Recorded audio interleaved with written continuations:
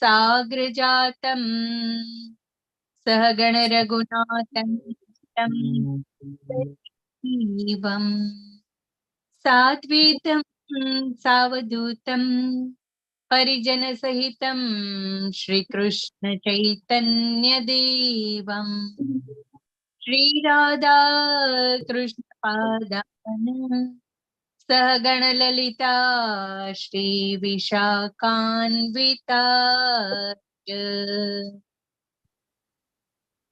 ओम श्री राधा कृष्ण पादान सगण ललिता श्री विशाखान्वितांश्च हे कृष्ण करुणा सिंधु दीनबंधु गोपेश गोपिका कांत राधा कांत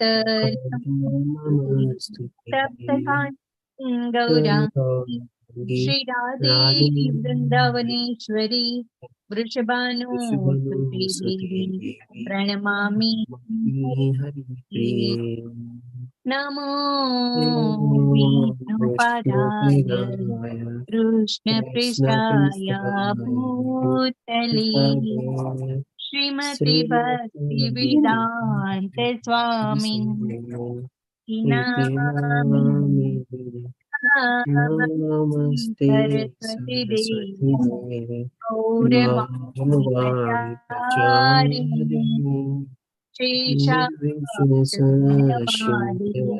पश्यत देशतारिणी जय श्री कृष्ण चैतन्य प्रभु नित्यानंद श्री अद्वैत गदाधरा श्रीवासादि गौर भक्त वृंद हरे कृष्ण कृष्ण कृष्ण हरे हरे हरे राम राम राम हरे हरे हरे कृष्ण। श्रीला प्रभुपाद की जय। सर्वने जय श्री कृष्ण। हरे कृष्ण। हरे कृष्ण सर्वेने। हरे कृष्ण प्रभुजी। हरे कृष्ण प्रभुजी। सॉरी आज थोड़ो क्लास शुरू करवामां आपणे विलंबथी कर्यो। तो आज आपणे लेशुं श्रीमद भगवद गीतानो अध्याय नंबर 6 जेनुं नाम छे ध्यान योग। आ अध्यायमां सौथी पहेला योगनो आपणे मतलब समजी लईए। योग एटले शुं? तो के योग एटले आपणुं मिलान थावुं, मेळाप थावो अथवा तो कम्बाइन थावुं, जोडावुं। कोनी साथे जोडावुं? तो के परमेश्वर साथे जोडावुं।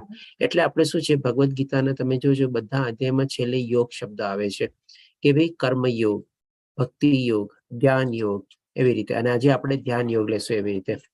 पण आजना तारीखमां जे आपणे योगनी जे परिभाषा छे ए पण कंईक बीजी ज आपणे छे। योगना नामे लोको आपणे शुं छे कही सकीए के भाई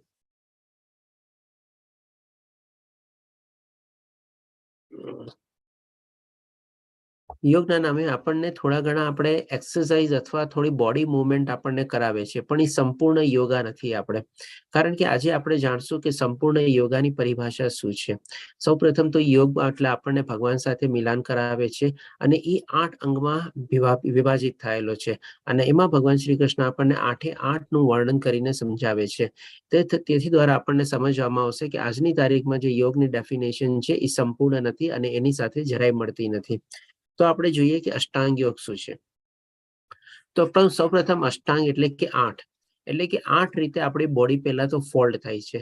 સૌપ્રથમ આપણે ગળાથી આપણી ફોલ્ડ થાય, બીજી આપણી શોલ્ડરથી ફોલ્ડ થાય, ત્રીજી આપણી કોણીથી ફોલ્ડ થાય, ચોથી આપણા હાથના કાંડાથી ફોલ્ડ થાય, પાંચમી આપણે કમરથી ફોલ્ડ થાય, છઠ્ઠી આપણા ગોઠણથી ફોલ્ડ થાય, સાતમી આપણા પગના પાનીથી ફોલ્ડ થાય અને આઠમાં આપણે શું બધા આપણા આંગળા ફોલ્ડ થાય।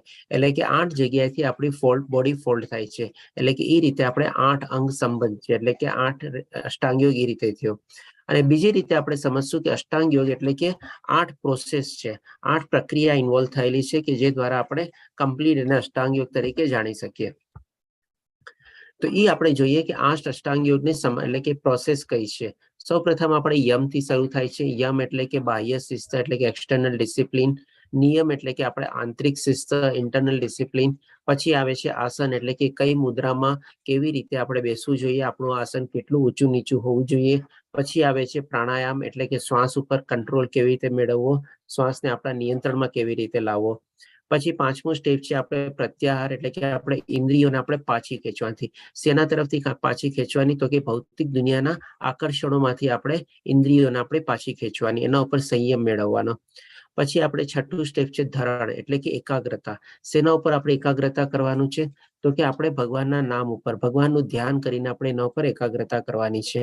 અને ધ્યાન એટલે કે શોષણ, એટલે કે આ સ્ટેજમાં આપણું કમ્પ્લીટ આપણું શોષણ થઈ જાય છે, એટલે કે મન જે આપણું છે એકરૂપ થવામાં આપણે પ્રવૃત્ત થઈ જઈએ છીએ. કોની સાથે? તો કે ભગવાનની સાથે. અને એટલા માટે પછી છેલ્લું સ્ટેજ આવે છે આપણે સમાધિ, કે જેમાં આપણે ભગવાન સાથે આપણે સંલગ્ન થઈ જઈએ છીએ, એકરૂપ થઈ જઈએ છીએ, અથવા તો ભગવાનમાં આપણે સમાઈ જઈએ છીએ. આ રીતે આપણે 8 સ્ટેપ્સ છે. તો આના સંદર્ભમાં આપણે જોઈ શકીએ છીએ આપણે કે આજની તારીખમાં જે યોગા છે એ આપણને થોડું ઘણું યમ, નિયમ, આસન અને પ્રાણાયામ લેવલ સુધી આપણને શીખવે છે. પણ જે બાકીના 4 સ્ટેજ છે ત્યાંથી જ આપણે કહી શકીએ કે યોગનો સાચો મિનિંગ શરૂ થાય છે. કારણ કે એ આપણને મદદ કરે છે શેના માટે? તો કે ભગવાનની સાથે આપણે સંલગ્ન, ભગવાનની સાથે જોડાવામાં, ભગવાનની સાથે એકરૂપ થવામાં. એટલે કે આ 4 સ્ટેપ છે ખાલી આપણે બોડી એક્સરસાઇઝ અથવા બોડી મુવમેન્ટ તરીકે આપણે સમજી શકીએ, પણ એ આપણે યોગ છે નહીં આપણે, કારણ કે એમાં આપણને ભગવાનની સાથે મિલાપ થતો નથી. અને આ જ્યારે 8 પ્રોસેસ આપણે કમ્પ્લીટ કરીએ ત્યારે જઈને આપણે ભગવાનની સાથે સંલગ્ન થઈ શકીએ છીએ. તો હવે આપણે શું છે એક એક ચીજ જાણશું આપણે. એ જાણ્યા પહેલા ભગવાન શ્રી કૃષ્ણ પહેલા શ્લોકમાં જ આપણને એક છે ને સમજાવે છે કે પૂર્ણ પુરુષોત્તમ પરમેશ્વર બોલ્યા, જે મનુષ્ય પોતાના કર્મના ફળ પ્રતિ અનાસક્ત છે, એટલે કે જે ગઈકાલે આપણે 5મો અધ્યાય લીધો, કર્મયોગ લીધો, એમાં પણ એનો મેઇન ઉદ્દેશ શું હતો એ અધ્યાયનો? તો કે આપણે જે કાંઈ પણ કર્મ કરવાના છે, કર્મ ક્યારેય આપણે સ્ટોપ નથી કરવાના, પણ દરેકે દરેક કર્મ આપણે કૃષ્ણભાઈ ભાવનાયુક્ત કરવાના છે. અને દરેક કર્મ ફળની આપણે આસક્તિ નથી રાખવાની, અને જે ફળ મળે એનો કોઈ પણ રીતે તિરસ્કાર કર્યા વગર પ્રેમપૂર્વક આપણે એ ભગવાનને આપણે અર્પિત કરવાના છે અથવા સમર્પિત કરવાના છે. તો એટલા માટે અહીંયા ભગવાન શ્રી કૃષ્ણ કહે છે, જે મનુષ્ય પોતાના કર્મના ફળ પ્રત્યે અનાસક્ત છે અને જે પોતાના કર્તવ્ય અનુસાર કર્મ કરે છે, એટલે કે પોતાનો નિયત ધર્મ અથવા તો આપણે ભગવાને સૂચવેલા અથવા નીતિના માર્ગ પર ચાલે છે, તે સંન્યાસી છે. તથા તે સાચો યોગી પણ છે, અને નહીં કે જે અગ્નિ પ્રગટાવતો નથી અને કર્તવ્ય કર્મ કરતો નથી. અગ્નિ પ્રગટાવવાનો મતલબ શું? તો કે જે ભાઈ આપણે યજ્ઞ કરવાનો છે. જેમ 4થા અધ્યાયમાં ભગવાન શ્રી કૃષ્ણ આપણને અલગ અલગ પ્રકારના 6 યજ્ઞ બતાવ્યા. તો આજની તારીખમાં કલયુગમાં આપણે શું છે કે ભાઈ ભગવાન શ્રી કૃષ્ણનું નામ લેવું, એટલે કે હરે કૃષ્ણ મહામંત્રનો જપ કરવો, એ જ આપણો યજ્ઞ છે. એટલે કે એના માટે આપણે અગ્નિ પ્રગટાવવાની છે. અગ્નિ પ્રગટાવવાનો મતલબ શું? તો કે આપણે ઇન્દ્રિયોને સંયમમાં રાખવાની છે, મન ઉપર કાબુ મેળવવાનો છે.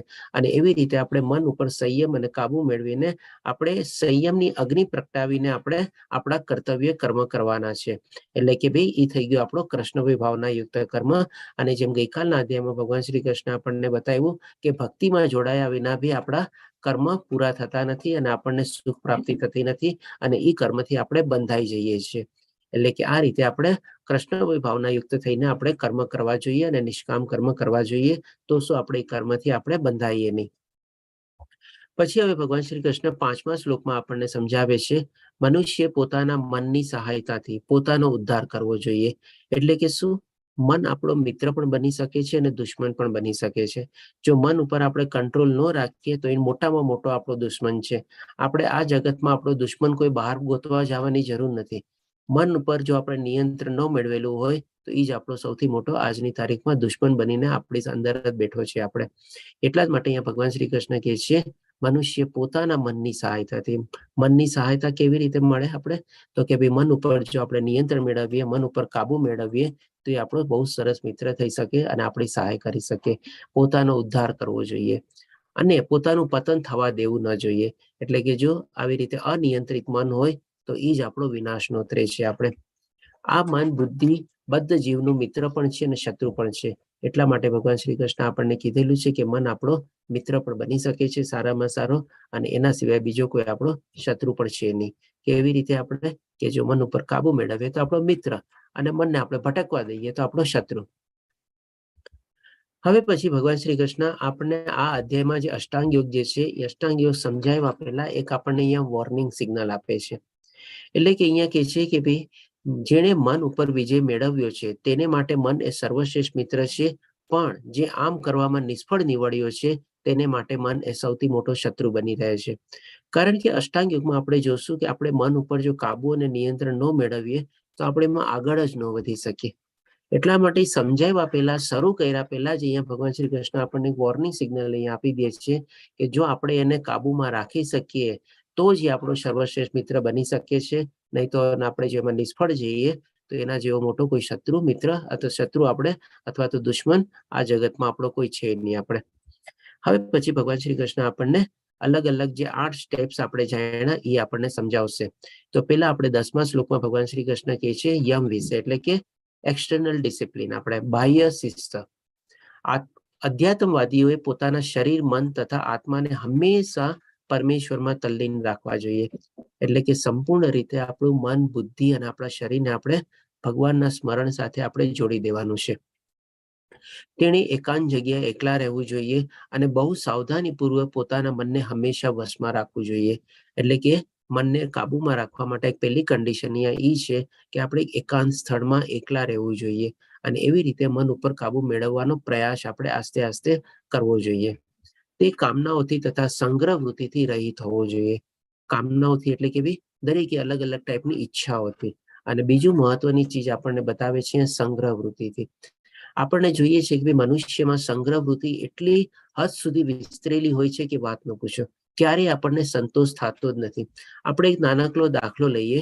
આજે જેમ કે માની લો આપણે પક્ષી લોકોને ચણ નાખતા હોઈએ. આપણે જ્યારે કોઈ ખુલ્લી જગ્યામાં આપણી અગાસીમાં કે એમાં બી આપણે પક્ષી લોકોને કબૂતરને કેમ ચણ નાખીએ તો શું ઘણા બધા કબૂતર આવે એમાં. હવે એ લોકોને શું છે, જેટલો ખોરાક લેવો હોય ને એટલો જ પોતાનો ખોરાક લઈને ત્યાંથી ઉડી જાય. આપણે એ પછી આગળની ચિંતા ન કરે કે ભાઈ કાલે શું થશે, મારા માળામાં બીજા લોકો છે એના માટે ખોરાક લઈ જાઓ કે ન લઈ જાઓ, એ બધી કોઈ ચિંતા ન કરે. ત્યારે આપણે લોકો તો શું છે, જ્યાં ચીજ આપણને જ્યાં મળે ને આપણે સૌથી પહેલા તો અત્યાર પૂરતું તો આપણે કરી જ લઈએ, પણ હજી બી આપણે આગળ વિચારીએ. સ્ટોરમાં રાખી દઈએ, ઓર થોડું કોલ્ડ સ્ટોરેજમાં રાખી દઈએ, આમ રાખી દઈએ, તેમ રાખી દઈએ. એટલે આપણે કેટલું બધી ચીજની આપણે સંગ્રહ કરતા હોઈએ છીએ. એમાં નો ડાઉટ પૈસાનો સંગ્રહ તો આવી જ જાય છે, પણ બાકી બધી બી ચીજો જે આપણે કહીએ ને તો બધી ચીજોની આપણે સંગ્રહ વૃત્તિથી આપણે પીડાઈએ છીએ. એટલે કે મનુષ્ય પ્રાણી એ આપણે કહી શકીએ કે પશુ પક્ષીઓ કરતા પણ વધારે છે આપણે ઓલી ગઈ નીચલી સ્થિતિમાં કહી શકીએ આપણે કે ભાઈ એટલું બધું એને સંગ્રહ કરવાની વૃત્તિથી પોતે પીડાય છે અને સાથે સાથે દુઃખી પણ થાય છે કે એની ક્યારેય એ આપણે સંગ્રહ વૃત્તિ સંતોષાતી જ નથી. ક્યારેય સમજતો જ નથી કે ભાઈ હા પર્યાપ્ત છે મારી પાસે. અને બીજી સંગ્રહ વૃત્તિ એના માટે શેના માટે હોય છે કે શું એને ભગવાન ઉપર વિશ્વાસ નથી હોતો. ભગવાન દરેક જીવોના હિતેચ્છુ છે. આપણે ગઈકાલના 5મા અધ્યાયના 29મા શ્લોકમાં જ જોયા. તો પછી આટલું બધું સંગ્રહ વૃત્તિ કરીને ફાયદો શું છે? ભગવાન આપણી બધી કાળજી રાખવાના છે. એટલે કે આ રીતે આપણે સમજી શક્યા કે ભાઈ આપણે કામનાઓથી અને સંગ્રહ વૃત્તિથી બી રહિત થવું જોઈએ જો આપણે અષ્ટાંગ યોગમાં આગળ વધવું હોઈએ તો. હવે પછી જોઈએ કે ભાઈ 17મા શ્લોકમાં ભગવાન શ્રી કૃષ્ણ નિયમ એટલે કે એક્સટર્નલ ડિસિપ્લિન વિશે કહે છે.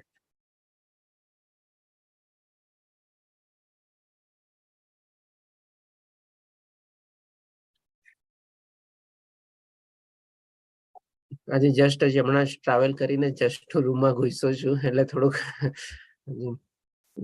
તો 17મા શ્લોકમાં ભગવાન શ્રી કૃષ્ણ કહે છે કે જે મનુષ્ય આહાર, વિહાર, નિંદ્રા તથા કાર્ય કરવાની આદતોમાં નિયમિત રહે છે તે યોગાભ્યાસ દ્વારા સર્વ ભૌતિક દુઃખોને નષ્ટ કરી શકે છે. એટલે કે અહીંયા ભગવાન શ્રી કૃષ્ણ આપણને આપણી ખાવા પીવાની હેબિટ્સ, વિહાર એટલે કે ફરવા કરવાની ને એ બધી બી હેબિટ્સ, નિંદ્રા એટલે કે સુવાની હેબિટ અને તથા કાર્ય કરવાની એટલે કે કામ કરવાની હેબિટ, એ બધામાં પણ આપણને નિયમિત કરવાનું કહે છે. એટલે કે શું આપણે સવારથી ઉઠીએ અને રાતના સૂઈએ તો બધી ચીજ આપણા નિયમ પ્રમાણે ચાલવી જોઈએ. આખા દિવસમાં કયા ટાઈમમાં આપણે ખાવું, કયા ટાઈમે ઉઠવું, કયા ટાઈમે સૂવું, કયા ટાઈમે ઓફિસે જવું, કેટલું કામ કરવું, આપણે એ બધી ચીજમાં આપણે નિયમિત થવું જોઈએ એટલે કે ડિસિપ્લિન થવું જોઈએ. તે યોગાભ્યાસ દ્વારા સર્વ ભૌતિક દુઃખોને નષ્ટ કરી શકે છે. એટલે કે આપણી જો સરસ આવી રીતે જો ડિસિપ્લિન લાઈફ જીવતા હોઈએ તો ઘણીવાર આપણને શું છે જીવનમાં એવા બધા દુઃખો અથવા તકલીફોને છે ને આપણે દૂર કરી શકીએ છીએ અથવા તો એવોઇડ કરી શકીએ છીએ અથવા તો આવતી પણ નથી. કારણ કે ઘણી ખરી આપણી જોજો તકલીફો છે ને આપણી ડાયટ હેબિટના કારણે આપણને થતી હોય છે. આપણું ડાયટ રેગ્યુલરાઇઝ ન હોય, કામ કરવાની હેબિટ બરાબર ન હોય, ગમે ત્યારે આપણે આપણું કામ કરવામાં બ્રેક લઈને આપણે ખાતા હોઈએ, સુવાની આપણી હેબિટ ન હોય, રાતના બહુ મોડેથી સૂતા હોઈએ, તો આ બધી ચીજો શું છે, આપણને ઘણી બધી તકલીફો નોતરે છે, અને એ બધી તકલીફોથી આપણને આદિ, વ્યાધિ અને ઉપાધિ એટલે કે ત્રણેય ટાઈપની તકલીફ આપણને થઈ શકે છે. તો આ બધી ચીજને પણ જો આપણે આપણી લાઈફમાં ડિસિપ્લિન થઈએ, સવારથી ઉઠીને રાતના સુવા સુધીનું આપણું એકદમ જો સરસ મજાનું રૂટીન ફિક્સ થયેલું હોય, તો આવા બધા દુઃખો અને તકલીફોથી પણ આપણે બચી શકીએ છીએ, આપણે એને દૂર કરી શકીએ છીએ. પછી ભગવાન શ્રી કૃષ્ણ 11 અને 12મા શ્લોકમાં આસન એટલે કે પોસ્ચર વિશે આપણને કહે છે. તો કહે છે, યોગાભ્યાસ કરવા માટે મનુષ્ય એકાંત સ્થાનમાં જઈને ભૂમિ પર કુશ ઘાસ પાથરવું અને પછી તેને મૃગ ચર્મથી ઢાંકી ઉપર સુવાળું વસ્ત્ર પાથરવું. એટલે કે કેવું આસન આપણે બનાવવું જોઈએ એના વિશે ભગવાન શ્રી કૃષ્ણ નિર્દેશ કરે છે આપણને. પછી કહે છે કે આસન બહુ ઊંચું કે બહુ નીચી ન હોવું જોઈએ અને તે પવિત્ર સ્થાનમાં હોવું જોઈએ. આનું કારણ શું છે કે બહુ ઊંચું હોય ને તો થોડોક આપણામાં અહમ ભાવ આવી જાય, અને થોડું બહુ નીચું બી હોય ને તો થોડો નિમ્ન ભાવ આવી જાય.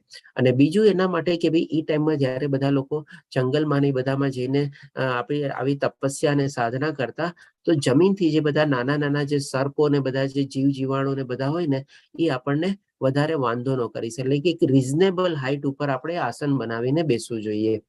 પછી કહે છે કે પછી યોગીએ તેની ઉપર સુસ્થિર થઈને બેસવું જોઈએ અને મન, ઇન્દ્રિયો તથા કાર્યને વશમાં કરીને તથા મનને એક બિંદુ પર સ્થિર કરીને હૃદયને શુદ્ધ કરવા માટે યોગાભ્યાસ કરવો જોઈએ.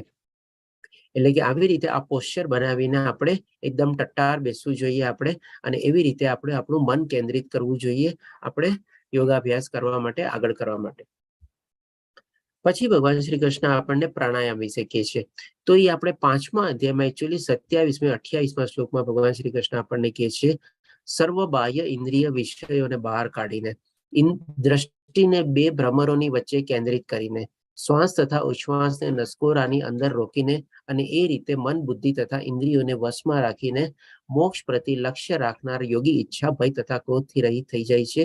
આવી અવસ્થામાં સતત રહેનારો યોગી નિસંદેહ મુક્ત હોય છે. એટલે કે અહીંયા ભગવાન શ્રી કૃષ્ણ આપણે પ્રાણાયામ એટલે કે શું, આપણે શ્વાસ ઉપર કંટ્રોલ કેવી રીતે મેળવવો એ અહીંયા આપણને સમજાવે છે. આજની તારીખમાં ઘણા ખરા લોકો આપણે પ્રાણાયામ સુધી કરતા હશું, એટલે કદાચ આ સ્ટેપ ઘણા લોકોને ખબર બી હશે અને ઘણા લોકો આને ડેઈલી પ્રેક્ટિસમાં બી કરતા હશે. તો એ વિશે ભગવાન શ્રી કૃષ્ણ અહીંયા પ્રાણાયામ વિશે આપણને સમજાવે છે કે કેવી રીતે આપણે શ્વાસ ઉપર કંટ્રોલ મેળવવાનો અથવા નિયંત્રણ મેળવવાનો, કે જેથી કરીને આપણે અષ્ટાંગ યોગમાં આપણે આગળ વધી શકીએ. પછી ભગવાન શ્રી કૃષ્ણ 15મા શ્લોકમાં આપણને પ્રત્યાહાર વિશે જણાવે છે. પ્રત્યાહાર વિશે એટલે કે શું ભાઈ, આપણે બધી ઇન્દ્રિયોને આપણે પાછી ખેંચવી. શેનાથી પાછી ખેંચવી? તો કે ભૌતિક દુનિયાના આકર્ષણોથી પાછી ખેંચવી. એ ત્યારે જ પોસિબલ છે જ્યારે આપણે આગલા સ્ટેજમાં આપણે શ્વાસ ઉપર નિયંત્રણ મેળવેલો હોય અને મન ઉપર આપણે કાબુ કરેલો હોય ત્યારે. તો આમાં ભગવાન શ્રી કૃષ્ણ કહે છે 15મા શ્લોકમાં આ પ્રમાણે, એટલે કે અહીંયા સુધી પહોંચ્યા પછી હવે આગળનું સ્ટેપ બતાવે છે. આ પ્રમાણે શરીર, મન તથા કર્મમાં હર હંમેશ સંયમનો અભ્યાસ કરતો સંયમિત મનવાળો યોગી આ ભૌતિક અસ્તિત્વ સમાપ્ત થયે ભગવત ધામ અથવા કૃષ્ણ લોકને પ્રાપ્ત કરે છે. એટલે કે ઓલરેડી પોતાની જાતને આ ભૌતિક દુનિયાથી પોતે વિરક્ત કરી લે છે, પોતે જુદો કરી લે છે. એટલે કે કહી શકીએ આપણે અલગ લેવલમાં પહોંચી જાય છે એ આ પ્રત્યાહારમાં. કારણ કે એ શું છે, કમ્પ્લીટલી આપણે ભૌતિક દુનિયાથી બધું પોતાનું ઇન્દ્રિય અને મન ઉપર એને કાબુ મેળવેલો છે, અને એ પછી આપણે આધ્યાત્મિક સ્તર ઉપર એટલે કે બ્રહ્મ જ્યોતિ ઉપર સુધી લેવલ સુધીમાં પહોંચી જાય છે, અને ત્યાર પછી પોતે ભગવાન સાથે વિલીન થવાના સ્ટેજ ઉપર પોતે આગળ વધે છે. પછી આવે છે ધારણ, એટલે કે આપણે ધ્યાન. એટલે કે આપણે કહી શકીએ કે ભાઈ જ્યારે યોગી યોગાભ્યાસ દ્વારા પોતાના માનસિક કાર્યને સંયમિત કરી લે છે. માનસિક કાર્ય એટલે શું? તો કે મનમાં કોઈ જાતના વિચાર જ નહીં, એકદમ શૂન્ય વિચાર, એટલે કે 0 લેવલ, અને અધ્યાત્મમાં સ્થિત થઈ જાય છે. એટલે કે કમ્પ્લીટલી ખાલી ભગવાનનું નામ સ્મરણમાં જ એમાં હોય છે, બીજું કશું જ હોતું નથી આપણે. અર્થાત સર્વ ભૌતિક ઈચ્છાઓથી રહિત થઈ જાય છે. એ જ એટલે કે કમ્પ્લીટ પોતે ભૌતિક દુનિયાથી અળગો થઈ ગયો છે, એનાથી અલિપ્ત થઈ ગયો છે. ત્યારે તે યોગમાં સુસ્થિર થયેલો જણાય છે. એટલે કે એટલા પોતાના ધ્યાનમાં એ મગ્ન છે, એટલા પોતાના ધ્યાનમાં એ સ્થિર થયેલો છે કે ભગવાન શ્રી કૃષ્ણ એને સુસ્થિર યોગી તરીકે બતાવે છે. અને આ યોગી માટે ભગવાન શ્રી કૃષ્ણ પછી આવતા શ્લોકમાં સરસ મજાનું કમ્પેરિઝન બી આપે છે, અને એ દાખલો આપીને આપણને સમજાવે છે કે એની કેટલી ઉન્નત પ્રગતિ થયેલી હોય છે અને કયા લેવલમાં પહોંચેલો હોય છે. તો 19મા શ્લોકમાં ભગવાન શ્રી કૃષ્ણ આપણને સમજાવે છે કે જેવી રીતે વાયુ રહિત સ્થાનમાં દીવો અસ્થિર થતો નથી, તેવી રીતે જ તે યોગીનું મન વશમાં હોય છે. એટલે કયા યોગીનું? જે આપણે ધ્યાન ધરણના સ્ટેજ સુધી આપણે પહોંચેલો છે. હવે આપણે અહીંયા જે ભગવાન શ્રી કૃષ્ણ કમ્પેરિઝન આપે છે એ કમ્પેરિઝનને બી આપણે સમજી લઈએ. માની લો કે આપણે બંધ બારણામાં બેઠા હોઈએ કે જેમાં આપણે હવા વધારે પ્રવેશવાની ન હોય બહારથી, કે હવા બહાર નીકળવાની બી ન હોય. એટલે કે હવાની અવર જવર શું છે એમાં ચાલતી ન હોય. ઉપર ડેફિનેટલી પંખો કે એસી બી આપણે ન ચાલતા હોય. તો એ રૂમમાં જો આપણે દીવો પ્રગટાવીએ તો એ દીવો જે છે ને એની જે ફ્લેમ હોય ને અથવા જે અગ્નિ હોય ને એ તો એકદમ સ્ટ્રેટ રહેવાની જ છે. પણ એની ઉપર તમે જોજો એક કાળી લીટી જાય. આપણે એ કાળી લીટી પણ છે ને એકદમ સ્ટ્રેટ હોય. તો એ સાથે ભગવાન શ્રી કૃષ્ણ અહીંયા કમ્પેરિઝન કરે છે કે વાયુ રહિત સ્થાનમાં દીવો અસ્થિર થતો નથી. એટલે કે એની ફ્લેમ અથવા તો અગ્નિ બી જરાય હલક ડુલક નથી થતી. અને એની ઉપરની જે કાળી લીટી છે ને એ પણ આપણે કદાચ જો ફૂટપટ્ટી અથવા સ્કેલ રાખીએ ને તો સ્કેલ કદાચ આડી ઉડી કદાચ લાગે આપણને, પણ એ લીટી એટલી સ્ટ્રેટ હોય છે કે વાત ન પૂછો આપણે. તો એની સાથે કમ્પેરિઝન કરીને કહે છે કે એનું મન છે એટલું સુસ્થિર થયેલું હોય છે, એટલું સ્ટેબલ હોય છે. શેમાં? તો કે ભગવાનના ધ્યાનમાં, મગ્નતામાં. એટલે કે એ રીતે કે છે તે દિવ્ય આત્માના ધ્યાનમાં સદા સ્થિર રહે છે. એટલે કે ત્યારે એ આધ્યાત્મિક લેવલ અલગ લેવલમાં પહોંચેલો હોય છે અને એ દિવ્ય આત્મા તરીકે ભગવાન શ્રી કૃષ્ણ એને અહીંયા વર્ણવે છે. હવે પછી આવે છે છેલ્લું સ્ટેજ એટલે કે સમાધિ. તો 20 થી લઈને 23મા શ્લોકમાં ભગવાન શ્રી કૃષ્ણ સમાધિ એટલે કે એ લેવલમાં ભગવાન સાથે એકરૂપ થઈ જાય છે અથવા એકાકાર થઈ જાય છે. આપણે એક લીન થઈ જાય છે એમાં. એટલે કે ભગવાન શ્રી કૃષ્ણ કહે છે જેને સમાધિ કહેવામાં આવે છે એ પૂર્ણ અવસ્થામાં મનુષ્યનું મન યોગાભ્યાસ દ્વારા ભૌતિક માનસિક ક્રિયાઓથી પૂરેપૂરું સંયમિત થઈ જાય છે. ઓલરેડી આપણને કમ્પેરિઝન આપીને સમજાવી દીધું છે કે કેટલું સંયમિત મન હોય છે એનું, કેટલું સુસ્થિર મન હોય છે એનું. આ સિદ્ધિનું વિશિષ્ટ લક્ષણ એ છે કે મનુષ્ય શુદ્ધ મનથી પોતાને જોઈ શકે છે અને પોતાની અંદર આનંદ માણી શકે છે. આનો મતલબ શું? પોતાને જોઈ શકે છે. આપણે બીજા હાથે એમાં શું જાણ્યા કે આપણે કોણ છીએ? તો કે આપણે આત્મા છીએ. આપણે આ શરીર નથી. આપણે આ શરીરને તો આપણે ડેઈલી અરીસામાં જોઈએ છીએ, પણ એ શું આપણે પોતાના જોવા જેવું છે? તો કે ડેફિનેટલી નહીં. એ તો ખાલી એક આપણું બાહ્ય કપડું જે છે, વસ્ત્ર જે છે એ આપણે એને જોઈએ છીએ. પણ આપણું પોતાને જોવાનું એટલે કે શું? આપણી પોતાની આત્માને જોવાની. એટલે કે મનુષ્ય પોતાને જોઈ શકે છે એટલે કે એને પોતાનો આત્મ સાક્ષાત્કાર થાય છે. અને એવી જ રીતે જ્યારે આત્મ સાક્ષાત્કાર થાય છે ત્યારે સંપૂર્ણ આનંદ સ્થિતિમાં પહોંચી જાય છે. એટલે જ આપણે આત્મા વિશે શું કહીએ છીએ? સત્યચિત્ત આનંદ. એ હંમેશા આનંદિત હોય છે. આપણે એટલા માટે કહે છે તે આનંદ અવસ્થામાં મનુષ્ય દિવ્ય ઇન્દ્રિયો દ્વારા અનુભવાતા અપાર દિવ્ય સુખમાં સ્થિત રહે છે. એટલે કે ત્યારે જેની બધી ઇન્દ્રિયો હોય છે ને એ ખાલી શારીરિક ઇન્દ્રિયો નથી રહેતી, ભૌતિક દુનિયાથી અળગી થઈને બધી દિવ્ય ઇન્દ્રિયો થઈ જાય છે અને એમાં દિવ્ય સુખ અને દિવ્ય આનંદની પ્રાપ્તિ કરી શકે છે. કારણ કે ઓલરેડી આધ્યાત્મિક સ્થિતિમાં, આધ્યાત્મિક દુનિયામાં એ પ્રવેશી ચૂકી હોય છે અને એકદમ શુદ્ધ આત્મા થઈ ગઈ હોય છે. એ રીતે પ્રસ્થાપિત થયેલો મનુષ્ય કદાપી સત્યથી જુદો પડતો નથી. એટલે કે ત્યાર પછી એકવાર એનું આત્મ સાક્ષાત્કાર થઈ ગયા પછી એ ક્યારેય આત્માથી જુદો પડતો નથી. અને આ સુખની પ્રાપ્તિ થયા પછી આનાથી મોટો કોઈ લાભ હોય તેમ તે માનતો નથી. ભગવાન મળી ગયા એનાથી મોટો શું લાભ જોવે? એટલે કે આ રીતે એની સ્થિતિ હોય છે. આવી સ્થિતિ પામીને મનુષ્ય મોટામાં મોટી વિપત્તિમાં પણ વિચલિત થતો નથી. ક્યાંથી વિચલિત થાય? ભગવાન એની સાથે છે તો પછી એને વિચલિત થવાની જરૂરત જ શું છે? કોઈ ચીજ એને હલાવી ડલાવી ન શકે, કોઈ દુઃખ એને ડગમગાવી ન શકે, કારણ કે ભગવાનનો સાથ એણે મેળવી લીધેલો છે. ખરેખર સમાધિની આ અવસ્થા એ જ તો ભૌતિક સંસર્ગમાંથી ઉપજતા સર્વ દુઃખોમાંથી પ્રાપ્ત થતી વાસ્તવિક મુક્તિ છે. એટલે કે આ દુનિયામાં તો આપણને દુઃખની સ્થિતિમાં જ આપણે રહીએ છીએ, પણ જ્યારે એ લેવલમાં પહોંચીએ છીએ ત્યારે જ આપણે વાસ્તવિક મુક્તિ છે અને આપણે ત્યારે મુક્ત આત્મા તરીકે થઈએ છીએ.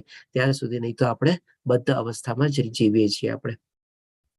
એટલે કે આ રીતે ભગવાન શ્રી કૃષ્ણ હવે 8 સ્ટેપ સમજાવ્યા પછી હવે આપણે જોશું કે ભાઈ ભગવાન શ્રી કૃષ્ણ ફરીથી આપણને કહે છે, પહેલા આપણને સમજાવ્યું, શરૂઆત કર્યા પહેલા બી આપણને વોર્નિંગ આપી કે જો મનને આપણે કાબુમાં રાખ્યો હોય તો આપણો મિત્ર છે, મનને કાબુમાં ન રાખ્યો હોય તો એ મોટામાં મોટો શત્રુ છે. આ સમજાવ્યા પછી ફરીથી ભગવાન શ્રી કૃષ્ણ કન્ક્લુઝન ઉપર બી ઈ જ આવે છે અને આપણને કહે છે કે મન પોતાની ચંચળ અને અસ્થિર વૃત્તિને કારણે જ્યાં જ્યાં ભટકતું હોય ત્યાંથી મનુષ્ય તેને સર્વથા પાછું વાળી લેવું જોઈએ અને પોતાના નિયંત્રણ હેઠળ લાવવું જોઈએ. એટલે કે ફરીથી આપણને કહે છે કે મનને જો આપણે કંટ્રોલમાં નહીં લાવી શકીએ, બધી મન તો ભટકી જ રાખવાનું છે અને મનને એ પાછું આપણે નહીં વાળી શકીએ તો આપણે અષ્ટાંગ યોગને કરવામાં આપણે નિષ્ફળ જ જાશું આપણે. એટલે કે એ આપણને કહે છે કે પોતાના નિયંત્રણ હેઠળ લાવવું જોઈએ મનને. અહીંયા આપણને એક ટેકનિક બતાવે છે કે ભાઈ કેવી રીતે આપણે મનને કંટ્રોલમાં રાખી શકીએ. શું તો કે ભાઈ મનને પાછું વળવાનું છે. એટલે કે ઈચ્છાઓ તો મનમાં જાગવાની જ છે, અઢળક ઈચ્છા જાગવાની છે, એને કોઈ રોકી બી નથી શકવાનું. જેમ સાગરના મોજા હોય એને કોઈ રોકી નથી શકવાનું, એ મનમાં ઈચ્છાઓ બી જાગે જ રાખવાની છે, પણ આપણે શું છે એને વાળવાની છે. જેમ સાગરના મોજા સાગરમાં થી જ ઉદ્ભવે છે અને ફરી પાછા સાગરમાં સમાઈ જાય છે, એવી રીતે આપણા મનની અંદર બી ઈચ્છાઓ ઉદ્ભવતી હોય અને આપણે પણ એને પાછી વાળીને આપણા મનની જ અંદર સમાવી દેવાની છે. તો આપણે મનને કંટ્રોલમાં રાખી શકીએ. પણ એ જો મનને આપણે ઈચ્છાઓને આપણે ઉત્સુકતા મેળવશું, હા એ વાત તો બરાબર છે, મારે આમ કરવું જોઈએ, મારે આ મેળવવું જોઈએ, મારે એમાં જવું જોઈએ, મારી વ્યક્તિને મળવું જોઈએ, બસ ત્યાં જ આપણે ખતમ થઈ ગયા અથવા તો નષ્ટ થઈ ગયા, અથવા તો એ ઈચ્છા આપણા ઉપર કાબુ થઈ ગયા. એટલે કે આપણે મનના નોકર થઈ ગયા ત્યારે. પણ આપણે શું છે મનના માલિક તરીકે બનવાનું છે આપણે. તો આ રીતે આપણે જોઈ શકીએ છીએ કે અહીંયા ભગવાન શ્રી કૃષ્ણ આપણને એક ટેકનિક બતાવે છે કે આપણે મનને વાળવાનું છે આપણે. હવે પછી ભગવાન શ્રી કૃષ્ણ સમજાવ્યા પછી આપણે જોઈએ કે અર્જુનનો પ્રશ્ન આવે છે. તો અર્જુનનો પ્રશ્ન બી બહુ પ્રેક્ટિકલ પ્રશ્ન છે આપણે. તો 34મા શ્લોકમાં અર્જુન ભગવાન શ્રી કૃષ્ણને પ્રશ્ન પૂછે છે, હે કૃષ્ણ, મન ચંચળ, ઉચ્છૃંખલ, દુરાગ્રહી તથા અત્યંત બળવાન છે. બરાબર છે એકદમ વાત. અને તેથી તેને વાયુને વશમાં રાખવું એ મને વાયુને વશમાં રાખવાથી પણ વધારે અઘરું લાગે છે. એટલે અર્જુન ત્યારે એટલો મોટો મહારથી હતો ને કે આપણે જે પવન અથવા જે વાયુ છે ને, જેને કોઈ આપણે વશમાં ન રાખી શકીએ, એની પાસે પણ એવા શસ્ત્રો હતા કે એને પણ કદાચ વશમાં રાખી શકે, એને પણ એ વશમાં કંટ્રોલ કરી શકે. હવે એ અર્જુન પોતે અહીંયા કહે છે કે મનને વશમાં રાખવું એ વાયુને વશમાં રાખવાથી પણ વધારે અઘરું છે. તો ડેફિનેટલી આપણા માટે પણ એ સ્થિતિ છે. આપણે પણ મનને વશમાં નથી રાખી શકતા, મનને કંટ્રોલમાં નથી રાખી શકતા. તો એના માટે પણ અહીંયા ભગવાન શ્રી કૃષ્ણ સોલ્યુશન બતાવે છે. પછી આપણને ભગવાન શ્રી કૃષ્ણ 35મા શ્લોકમાં કહે છે, ભગવાન શ્રી કૃષ્ણે કહ્યું, હે મહાભાવ કુંતી પુત્ર, નિસંદેહ ચંચળ મનને વશ કરવું તે અત્યંત અઘરું છે. એટલે કે ભગવાન પણ સહમત થાય છે, ભગવાન પણ એડમિટ કરે છે અર્જુનની વાત. હા, કે મન બહુ ચંચળ છે, દુરાગ્રહી છે અને એને વશમાં રાખવું બહુ જ આકરું છે, બહુ જ અઘરું છે. પરંતુ ભગવાન શ્રી કૃષ્ણે બધી ચીજોના સોલ્યુશન બતાવ્યા છે, ઉપાય બતાવ્યા છે. તો અહીંયા પણ ભગવાન ફરીથી આપણને બીજા ઉપાય બતાવે છે. પરંતુ યથા યોગ્ય અભ્યાસ એટલે કે કન્ટિન્યુઅસલી પ્રોપર પ્રેક્ટિસ તથા ત્રીજો ઉપાય આપણે કહી શકીએ, કારણ કે પહેલો ઉપાય તો આપણે ઓલરેડી બતાવી દીધો કે આપણે મનને પાછું વાળવાનું છે. બીજો ઉપાય અહીંયા બતાવ્યો કે ભાઈ કન્ટિન્યુઅસલી પ્રેક્ટિસ કરવાની છે. અને ત્રીજો ઉપાય શું કે છે, વૈરાગ્ય દ્વારા તેને વશ કરવું શક્ય છે. એટલે કે વૈરાગ્યનો મતલબ શું, આ ભૌતિક દુનિયાથી બધું આપણે સમેટવાનું છે આપણી જાતને. જે થયું અત્યાર સુધી બધું બરાબર છે, પણ હવે જ્યારથી સમજ્યા ત્યારથી તો આપણે પોતાની જાતને એનાથી અલિપ્ત કરતા રહીએ, એનાથી અળગા કરતા રહીએ. આસ્તે આસ્તે તો વૈરાગ્ય કેળવીએ આપણે, ત્યારે જઈને આપણે મનને કાબુમાં રાખી શકીએ. બાકી નહીં તો મનને વશમાં રાખવું બહુ જ અઘરું છે. તો આ રીતે ભગવાન શ્રી કૃષ્ણ આપણને 3 ઉપાય બતાવે છે અહીંયા. પહેલું, આપણી ઈચ્છાઓને વાળવાની છે, મનને વાળવાનું છે. બીજો ઉપાય, કન્ટિન્યુઅસલી પ્રેક્ટિસ કરવાની છે. શેની પ્રેક્ટિસ, તો કે ભાઈ એ જ ઈચ્છાઓને વાળવાની આપણે, અથવા તો એના ઉપર કાબુ મેળવવાની. અને ત્રીજો ઉપાય શું, તો કે ભાઈ વૈરાગ્ય દ્વારા. આ 3 દ્વારા આપણે મનને કંટ્રોલમાં રાખી શકીએ છીએ. અને એના ફળ સ્વરૂપે જો આપણે મનને કંટ્રોલમાં રાખી લઈએ, મોટામાં મોટો ફાયદો શું છે, જેમ ભગવાન શ્રી કૃષ્ણ આપણને શરૂઆતમાં બતાવ્યું, આપણો સૌથી મોટો સારો અને મિત્ર બની શકે છે, વફાદાર મિત્ર બની શકે છે. અને જો ન કરીએ તો નુકસાન શું છે, બહાર કોઈ દુશ્મન ગોતવાની જરૂર નથી, પણ આપણો અંદર જ મન બેઠો બેઠો આપણો દુશ્મન બની બેસે છે. તો આ રીતે ભગવાન શ્રી કૃષ્ણ સોલ્યુશન બતાવે છે. પછી હવે ભગવાન શ્રી કૃષ્ણ 36મા શ્લોકમાં કહે છે કે જે મનુષ્ય મન અસંયમિત છે તેને આત્મ સાક્ષાત્કાર દુર્લભ છે. એટલે કે જે લોકો આવી રીતે મનને કંટ્રોલમાં નથી રાખી શકતા, એના માટે આત્મ સાક્ષાત્કાર નેક્સ્ટ ટુ ઇમ્પોસિબલ જેવું છે આપણે. પરંતુ જેનું મન સંયમિત છે તથા જે યોગ્ય ઉપાય દ્વારા પ્રયત્ન કરે છે, યોગ્ય ઉપાય એટલે કે 3 ઉપાય આપણને ભગવાન શ્રી કૃષ્ણે બતાવ્યા, 3માંથી જે કાંઈ પણ આપણે અથવા તો બધા દ્વારા આપણે કંટ્રોલમાં કરીએ છીએ, તેને નિશ્ચિતપણે સફળતા પ્રાપ્ત થાય છે, એ મારો અભિપ્રાય છે. એટલે કે definitely success is guaranteed, provided કે બી આપણે મનને જો આવી રીતે કંટ્રોલમાં રાખી શકીએ તો. હવે પછી જોઈએ કે 37માં શ્લોકમાં અર્જુન ફરીથી પ્રશ્ન પૂછે છે. અર્જુને કહ્યું, હે કૃષ્ણ, તે અસફળ યોગીની શી ગતિ થાય છે કે જે શરૂઆતમાં આત્મ સાક્ષાત્કારની પ્રક્રિયાને શ્રદ્ધાપૂર્વક ગ્રહણ કરે છે, પરંતુ પછીથી ભૌતિકતાના કારણે તેમાંથી વિચલિત થઈ જાય છે અને તેના પરિણામ સ્વરૂપ યોગ સિદ્ધિને પામી શકતો નથી. હવે આ પણ પ્રશ્ન અર્જુનનો બહુ પ્રેક્ટિકલ પ્રશ્ન છે. હાલાકી આજની તારીખમાં કળિયુગમાં આપણે અષ્ટાંગ યોગ ફોલો કરવો બહુ ડિફિકલ્ટ છે અને કોઈ જગ્યાએ તો કીધેલું છે કે વર્જિત જ છે. આપણે એને નથી પાડી શકતા, કારણ કે એમાં દરેક સ્ટેપમાં આપણને વાંધો આવી શકે છે. સૌ પ્રથમ તો આપણને એવી એકાંતની જગ્યા જ નથી મળતી. આજે તમે કોઈ વિચારો કે જંગલમાં હું એકલો જાઉં અને હું ત્યાં જઈને ધ્યાન અથવા મેડિટેશન કરું તો એ પણ પોસિબલ નથી. ઇવન જંગલમાં એન્ટ્રી કરવા માટે પણ આપણે પાસ લેવો પડે છે. અને પછી જેવો સાંજ પડે આપણને કે ચાલો નીકળો, તો પછી એક દિવસમાં ક્યાંથી થાય મેડિટેશન બધું? આમાં તો વર્ષોના વર્ષો અથવા ઘણા દિવસોને બધું લાગે. તો પછી એ ચીજ પણ પોસિબલ નથી આપણે. એટલે કે બી એકાંત બી પોસિબલ નથી. પછી થોડું ઘણું જે બધી આપણને ડિસિપ્લિન પાડવાનું કે છે એ પણ પોસિબલ નથી આપણે. તો પછી એ આજની તારીખમાં કળિયુગમાં અષ્ટાંગ યોગ ફોલો કરવો છે નહીં પોસિબલ. પણ જે પ્રમાણે અર્જુન પ્રશ્ન પૂછે છે કે ભાઈ શું કે છે કે ભાઈ માની લો જે કોઈ પણ અષ્ટાંગ યોગ ફોલો કરવાની કોશિશ કરે, એટલે કે શું કે છે કે આત્મ સાક્ષાત્કાર પ્રક્રિયાને શ્રદ્ધાપૂર્વક ગ્રહણ કરે છે અને શરૂઆત કરે છે, અને પછી શું છે ભૌતિકતાને કારણે, એટલે કે ભાઈ મન તો વિચલિત છે, ગમે ત્યારે ભટકી શકે છે. આપણી સામે કેટલા એવા દાખલા છે કે જે લોકોએ સાધના શરૂ કરી હોય, ધ્યાન શરૂ કર્યું હોય અને એ લોકોની સાધના ભંગ થઈ હોય. વિશ્વામિત્રનો આપણી સામે દાખલો છે. આપણે એવા કેટલા મોટા ઋષિ મુનિઓનો આપણી સામે દાખલો છે કે જે લોકોની ધ્યાન જે છે એ ભંગ થયું હોય આપણે, અને એમાં એ લોકો આગળ ન વધી શક્યા હોય.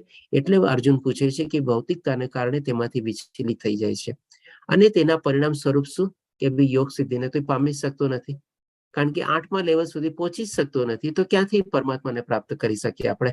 કારણ કે એનું તો ધ્યાન ભંગ થઈ ગયું આપણે. અને હજી આગળ પૂછે છે આપણે, એટલે પછી ભગવાન શ્રી કૃષ્ણ આને પૂછે છે. ટોટલ આ ચીજને જે 36મા શ્લોકમાં અર્જુન પ્રશ્ન પૂછે છે એને 2 ભાગમાં ડિવાઈડ કરે છે ભગવાન શ્રી કૃષ્ણ. તો 41મા શ્લોકમાં પેલા કહે છે કે અસફળ યોગી પુણ્યાત્મા લોકોના લોકમાં અનેક વર્ષો સુધી સુખ ભોગવ્યા પછી સદાચારી લોકોના અથવા તો ગર્ભ શ્રીમંત લોકોના કુળમાં જન્મ પ્રાપ્ત કરે છે.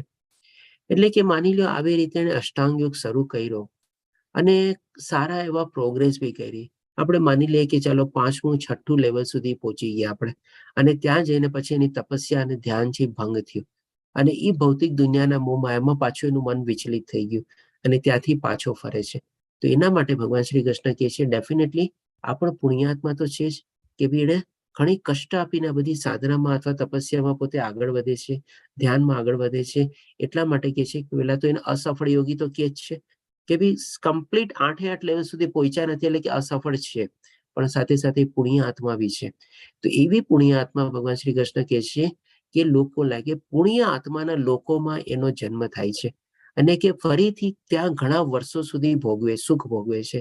એટલે કે આપણે કહી શકીએ કે ભાઈ જે અલગ અલગ બધા જે સ્વર્ગના બધા જે દેવી દેવતાઓના જે બધા જે આપણે છીએ લોક, બ્રહ્મલોક છે, એ બધા એવી રીતે એ લોકમાં એનો જન્મ થાય છે. ત્યાં એનું શરીર ધારણ કરે છે અને ત્યાં આપણે જાણીએ છીએ કે ભાઈ દેવલોકમાં ને બધામાં ઘણી સુખ સગવડ ને બધી હોય છે. એટલે કે સુખ સગવડ બધું ભોગવે છે અને ફરી પાછો એનો જન્મ ક્યાં થાય છે તો કે સુખ ભોગવ્યા પછી સદાચારી લોકોના અથવા તો ગર્ભ શ્રીમંત લોકોના કુળમાં જન્મ પ્રાપ્ત કરે છે. ગર્ભ શ્રીમંત એટલે કે શું? ડેફિનેટલી સંસ્કાર એ તો હોય જ, પણ સાથે સાથે આવી રીતે ભક્તિ માર્ગમાં પણ એક બધું કુળ ગર્ભ શ્રીમંત હોય અને હોઈ શકે બી 50% બી ગર્ભ શ્રીમંત હોય. એટલે કે એવા કુળમાં એનો જન્મ થાય છે. એટલે કે આના સંદર્ભમાં આપણે છે ને એક કન્ક્લુઝન કરી શકીએ કે ભાઈ સારા એવા સંસ્કારી કુટુંબ અને ગર્ભ શ્રીમંત કુટુંબમાં જન્મ મેળવવો બી છે ને આપણા પુણ્ય કર્મ હોય છે. એમને એ કુટુંબમાં બી આપણને જન્મ નથી મળતો. કાંઈક ને કાંઈક હવે આપણા પુણ્ય કર્મ કર્યા હોય, જેમ ભગવાન શ્રી કૃષ્ણ પોતે જ કહે છે પુણ્યાત્મા લોકોના લોકમાં. એટલે કે એ આત્માઓ પણ એવી પુણ્ય આત્માના લોકોમાં અને એવા ગર્ભ શ્રીમંત કુટુંબોમાં જન્મ થાય છે. એટલે કે ઘણી વાર આપણે કહીએ છીએ કંઈક કેવા સારા કર્મ કર્યા હશે કે આટલો ગર્ભ શ્રીમંત કુટુંબમાં એનો જન્મ થયો આપણે. તો ડેફિનેટલી વાત સાચી છે. એટલા કંઈક પુણ્ય કર્મ કરેલા હોય તો જ આપણને એવા કુટુંબમાં જન્મ મળે છે. નહીં તો આપણે જોઈ શકીએ છીએ કે કેવી રીતે આપણે ઘણા લોકો બધા કેવા જન્મ મળેલો હોય છે ને કેવી જિંદગી જીવતા હોઈએ છીએ. એટલે કે બધી કર્મની ગતિ જ છે આપણે. હવે ભગવાન શ્રી કૃષ્ણ હજી 42માં શ્લોકમાં કહે છે આપણને કે અથવા તો જે દીર્ઘ યોગાભ્યાસ પછી અસફળ રહેતો, એટલે કે માની લો હજી 5મા 6ઠા લેવલથી બી આગળ વધ્યો છે, કે ઓલમોસ્ટ 7મા લેવલ સુધી પહોંચી ગયો અથવા 8મા લેવલ સુધી પહોંચવાનો જ હોય, અને ત્યારે એનું મન વિચલિત થાય છે, ત્યાં ભટકી જાય છે. એટલે કે એડવાન્સ પ્રગતિ કર્યા પછી બી ત્યાંથી વિચલિત થાય છે. તો એના માટે ભગવાન શ્રી કૃષ્ણ કહે છે કે તે એવા આધ્યાત્મવાદી કુળમાં જન્મ પામે છે કે જેઓ અતિશય જ્ઞાનવાન હોય છે. તો આના સંદર્ભમાં એક આપણે એક્ઝામ્પલ આપું. જેમ આપણે હવેલીમાં કેમ આપણે બધા આપણા હોય બેટીશ્રી ને બાવાશ્રી ને બધા, એટલે આપણે કહીએ ને કે વલ્લભ કુળ, જસ્ટ એક એક્ઝામ્પલ તરીકે લઈએ આપણે.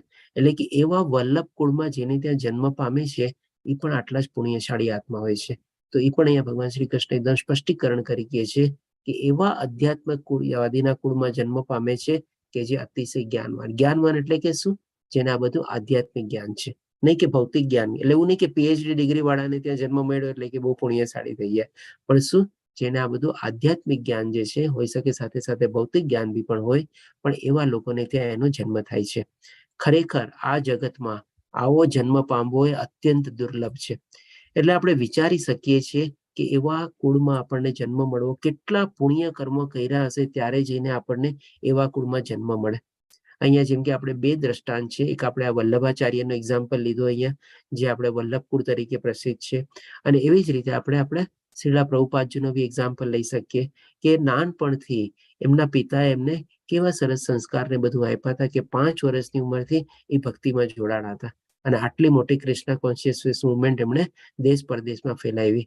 તો આવો જન્મ મેળવવો, આવી ભગવાનની ભક્તિ પ્રાપ્ત કરવી અને આવી સર્વોચ્ચ સિદ્ધિ મેળવી, એ પણ એક આપણા પુણ્ય કર્મ કરેલા હોય ત્યારે જ આપણને પ્રાપ્ત થાય. એટલે હવે આ બધું ભગવાન શ્રી કૃષ્ણ સમજાવ્યા પછી આપણે જોઈએ કે અત્યાર સુધીમાં આપણે શું કવર કર્યું. આપણે 2જા અને 4થા અધ્યાયમાં જ્ઞાન યોગ કવર કર્યો કે જેમાં આપણને આત્મજ્ઞાન વિશે જ્ઞાન મળ્યું, આપણના સ્વધર્મ વિશે જ્ઞાન મળ્યું. આપણને 3જા અને 5મા અધ્યાયમાં આપણે કર્મયોગ કવર કર્યો, અને આ 6ઠા અધ્યાયમાં આપણે અષ્ટાંગ યોગ કવર કર્યો. હવે આ બધા યોગનો મતલબ શું? તો કે ભગવાન શ્રી કૃષ્ણથી સાથે મિલાપ જ ને આપણે. તો હવે જો આ બધી ચીજ આપણે સમજ્યા પછી આપણને લાગે છે કે ભાઈ અષ્ટાંગ યોગ તો બહુ જ ડિફિકલ્ટ છે, અને કર્મયોગ અને એ પણ આપણે કરીએ છીએ, એમાં આપણે આગળ વધવાની કોશિશ કરીએ છીએ. જ્ઞાન યોગ બી આપણે જાણીએ છીએ કે બધા આપણા શાસ્ત્રોમાંથી જ્ઞાન મેળવવું, એને વાંચવું, એને સમજવું કેટલું ડિફિકલ્ટ છે. આજે એક ભગવદ્ ગીતાને સમજવી આપણા કેટલા માટે મુશ્કેલ છે, તો પછી આખા બધા જે વેદો ઉપનિષદ ને બધું જે છે એનું જ્ઞાન મેળવવું કેટલું અઘરું છે. એટલે કે જ્ઞાન બી કેટલો ડિફિકલ્ટ છે. આપણે તો આપણે શું માંગીએ? એક શોર્ટકટ લાગે આપણને, જોઈએ કે નહીં? આજે જેમ કે માની લો આપણને કોઈ 10મે તલ્લે જવું હોય તો આપણે તરત એને શું પૂછીએ છીએ કે ભાઈ તમારી ત્યાં લિફ્ટ છે કે નહીં?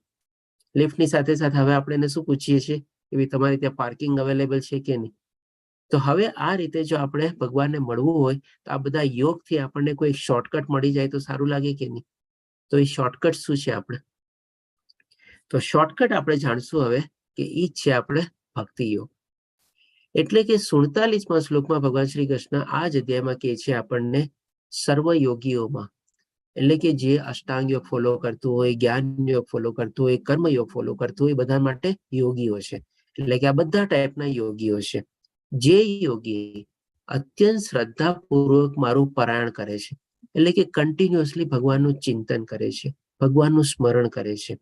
બીજી ચીજ, પોતાના અંતકરણમાં જ મારું ચિંતન કરે છે, એટલે કે મનમાં ભગવાનને વસાવેલા છે, અને એવી જ રીતે ભગવાનના સ્મરણ અને ચિંતનમાં જ પોતાને પ્રવૃત્ત કરે છે. અને ત્રીજી ચીજ, અને મારી દિવ્ય પ્રેમમય સેવા કરે છે. આજે શું છે, સવારના પોરમાં આપણે મંગળાના દર્શન કરવા, ભગવાનને ભોગ ધરાવવો, ભગવાનને વાઘા પહેરાવવા, ભગવાનનો શૃંગાર કરવો, આ બધી ભગવાનની પ્રેમમય સેવા છે આપણે. અને ચોથી ચીજ શું? તે યોગમાં મારી સાથે અત્યંત ગાઢ રીતે સંકળાયેલો હોય છે. એટલે કે આ બધી ચીજમાં ગાઢ રીતે સંકળાવાનો મતલબ શું?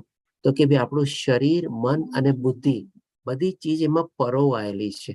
ખાલી આપણે ભગવાનનો શૃંગાર કરવો, ભગવાન માટે પકવાન બનાવવા ખાતર નથી બનાવતા.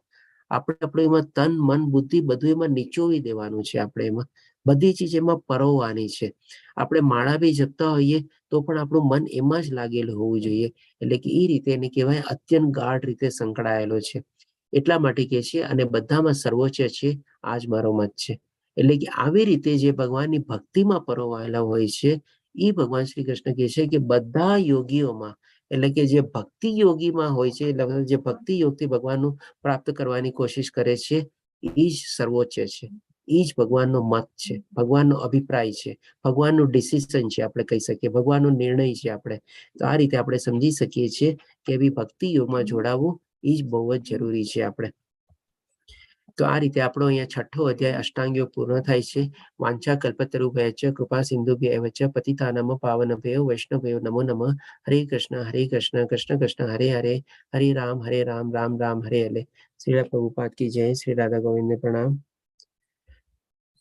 તો આના સંદર્ભમાં જો કોઈને કોઈ પ્રશ્ન હોય તો લઈ શકીએ છીએ આપણે. થોડુંક જલ્દી લેશું કારણ કે આના પછીનો નેક્સ્ટ બેચ શરૂ થવાનો છે. આપણે હરે કૃષ્ણ. કોઈને કોઈ પ્રશ્ન?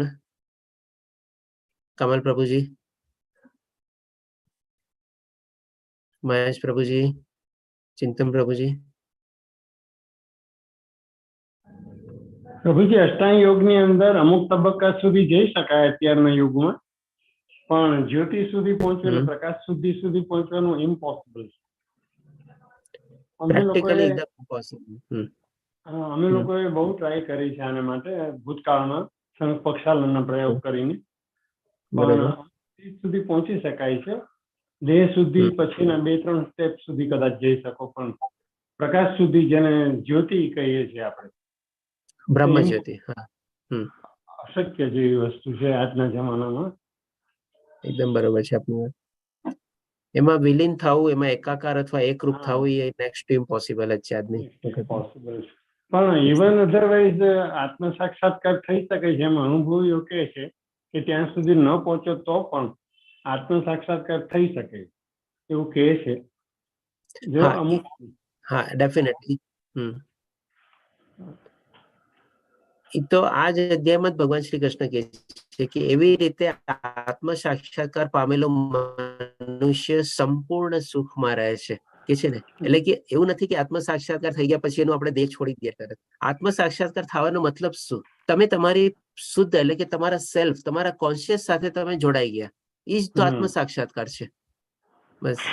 એકવાર એની સાથે જોડાઈ ગયા એટલે કે તમને શું છે એમ લાગે કે ભગવાન આપણી સાથે જ છે, ભગવાનની અનુભૂતિ આપણને થવા માંડે અંદર. એ જ આત્મ સાક્ષાત્કાર છે. ઇવન સટલ બોડીનો એક્સપિરિયન્સ પણ થાય, ચોક્કસ થાય. એક્ઝેક્ટલી, એકદમ ચોક્કસ થાય. પણ બહુ રેર થાય, પણ થાય ખરો. અને એ મોમેન્ટરી હોય, કદાચ ઘણી બહુ ફ્યુ સેકન્ડ માટે કે એવું હોય.